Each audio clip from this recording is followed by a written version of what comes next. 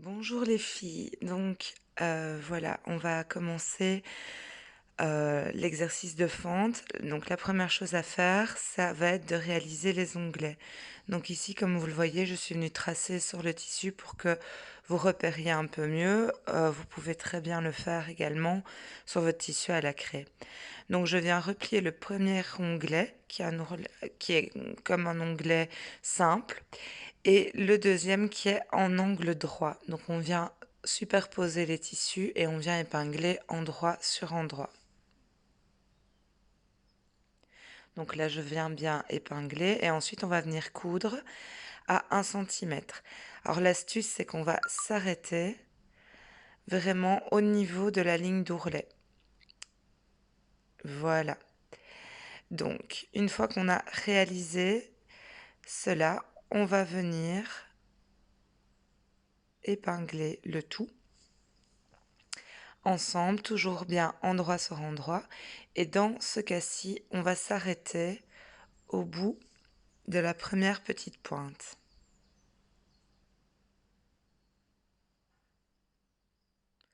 Donc je viens épingler et ensuite je vais donc venir coudre là et là. Et on s'arrête ici, on ne doit pas coudre plus bas. On s'arrête toujours bien en centimètres de valeur couture.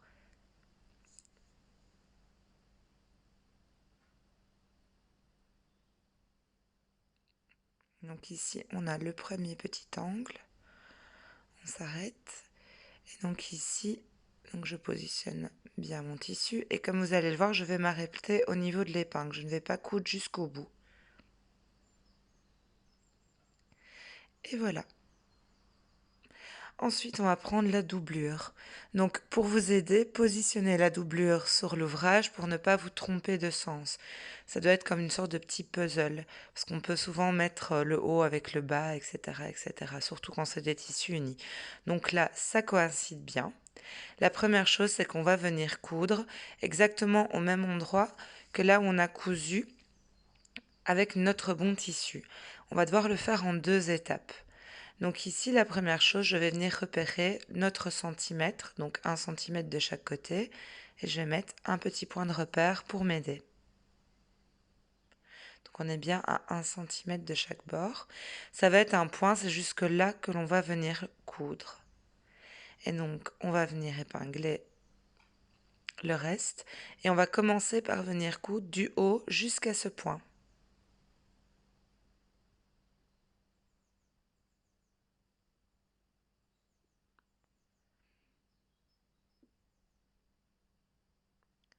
Donc je m'arrête bien au niveau du point de repère, donc de l'épingle. Je viens couper mes petits fils. Donc là, ça va être en 2 étapes. Pourquoi? Parce que nous avons un angle obtus, et donc ce sera beaucoup plus simple. Donc maintenant ici de venir cranter. Donc on va venir cranter le tissu du bas. Une fois qu'il est cranté, vous allez voir que ça va se mettre tout de suite beaucoup mieux. Et voilà. Donc là, vous voyez, ça se met bien, ça ne forme pas de pli. Je vais de nouveau venir mettre un petit point de repère, 1 cm de chaque côté. C'est jusque là que je vais coudre, je ne vais pas aller plus loin.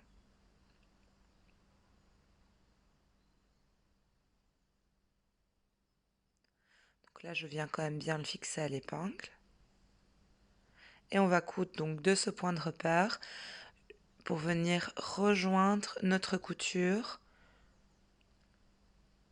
sans faire de pli évidemment.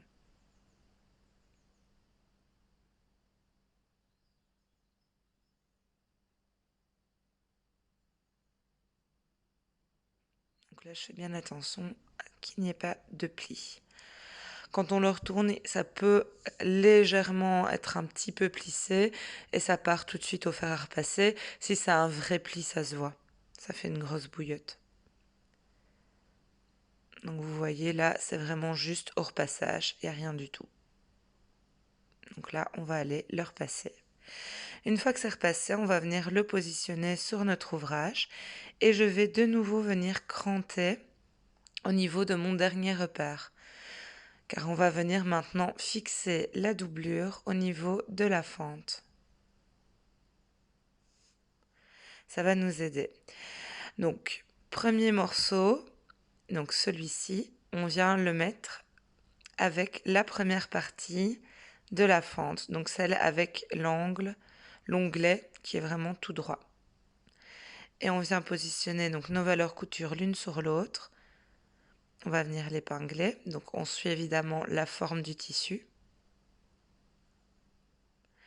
Et si j'ouvre un petit peu mon onglet pour venir le coudre et venir rejoindre la couture que j'ai fait juste avant quand j'ai cousu ma fente. Donc on coud de là jusque là. On ne va pas plus bas, on ne va pas plus haut.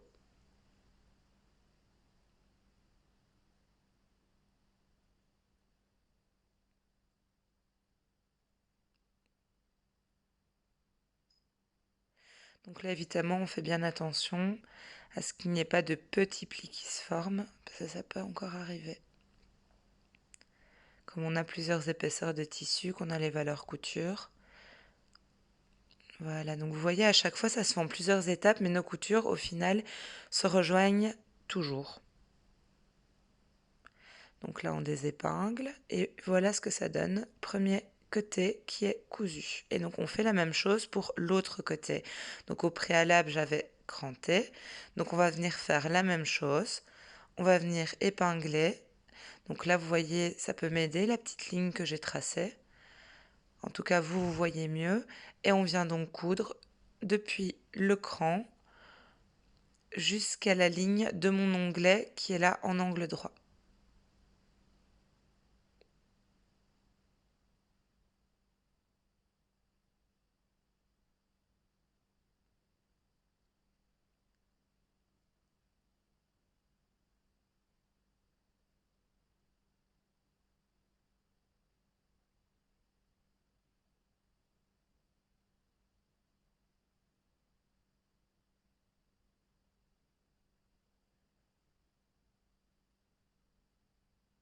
Et voilà, on coupe bien tous les petits fils.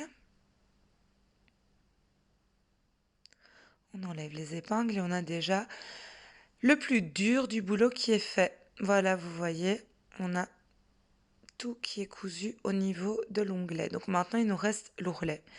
L'ourlet, c'est parfois pas évident non plus. Pourquoi? Parce qu'on a le petit repli, donc le petit pli d'aisance de 2 cm là qui est compté dans le patron. Donc pour ce faire, je vais replier mon ourlet pour laisser 1 cm de libre. Donc vous voyez, je fais un petit pli. Là, je galère à trouver une épingle, voilà. Et on vient replier notre petit ourlet, vous voyez. Et on va juste venir coudre un petit centimètre. Et on va venir faire évidemment la même chose de l'autre côté. Alors si cette étape ne vous plaît pas ou que vous ne voulez pas qu'il y ait le petit repli, parce que souvent la doublure revient donc sur 2 cm à chaque fois, vous pouvez très bien recouper cet ourlet et le faire tout droit. C'est aussi une possibilité. Donc vous recoupez de 2 cm et vous venez faire l'étape d'après. Donc une fois que c'est fait, on vient simplement coudre ce petit centimètre, donc ce petit morceau d'ourlet qui est plié en deux.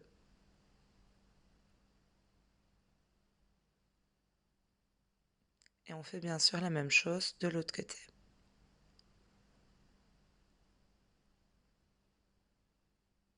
Donc vous voyez, il me reste un petit centimètre en bas qui n'est pas cousu. Et donc là, on va faire la même chose de ce côté-ci.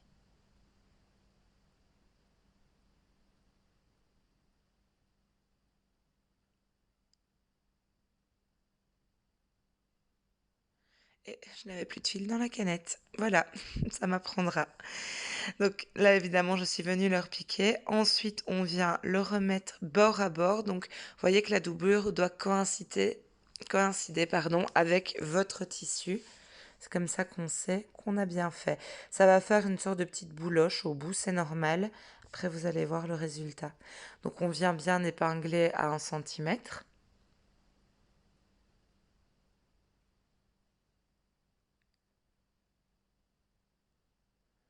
Et on va coudre donc à 1 centimètre du bord. Alors là, on le fait d'un côté et puis de l'autre. C'est exactement la même chose.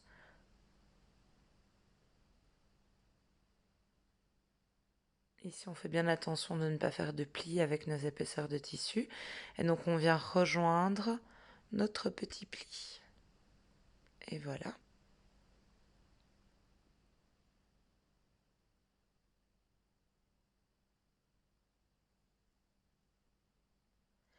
Donc, nous avons la doublure qui est cousue partout avec ce petit pli au bord. Pourquoi? Parce que quand on va le retourner, vous pouvez vous aider d'un petit crayon, d'une petite baguette. On a cette petite grimace, mais là, je vais insérer, voilà, mes petits ciseaux pour la repousser.